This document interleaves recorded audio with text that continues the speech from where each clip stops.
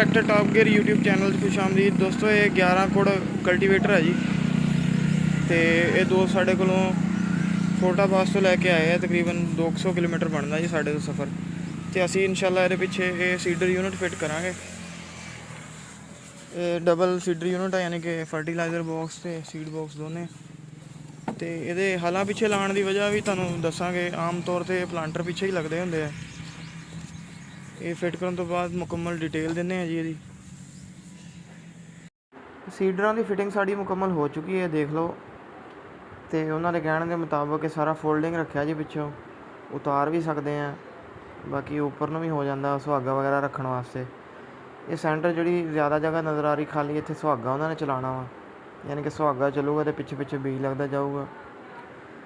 ये साइडों पर भी एक एक सीडर लगन की जगह है। उन्होंने ये जी गुआरा काश्त करना वा, उस तो बाद एक कनोला वगैरह भी लाएंगे ये। सीडर हलों पिछे लाने की तुहानूं वजह असीं दसदे हां जी। ये जिहड़ी जगह तो आए हैं उत्थे ज़मीन हैगी है रेतली, यानी कि हमवार ज़मीन भी नहीं है तो एक रेतली है।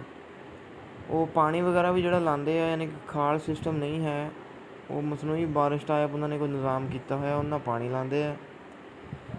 तो यानी कि अपनी वो बचत वास्ते उन्होंने अगे वो मजदूरों को लवाते हैं भी, वो चाह रहे हैं भी साडा जिहड़ा गवारे का बीज है वो मशीनों नाल ही लगन।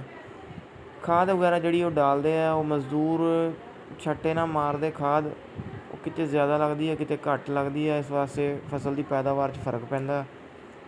उन्होंने ये फैसला किया भी ये खाद वाले बॉक्स सीडर बॉक्स लईए असी, यानी कि खाद भी प्रॉपर बूटियां नूं लगे, यानी कि थोड़ी लगे, तो बीज भी उन्होंने बीज भी यानी घट लगूगा। फोल्डिंग होने तो बाद तुहाडे सामने चैक कर लो, इस तरह हो जाता, यानी कि फोल्ड करके तुसीं सुहागा वगैरह इत्थे रख सकते हैं। सुहागा वगैरह रख के तो तुसीं आराम नाल यानी कि सीडर भी थल्ले करके इहनूं वर्किंग हालत च लिया सकते हैं।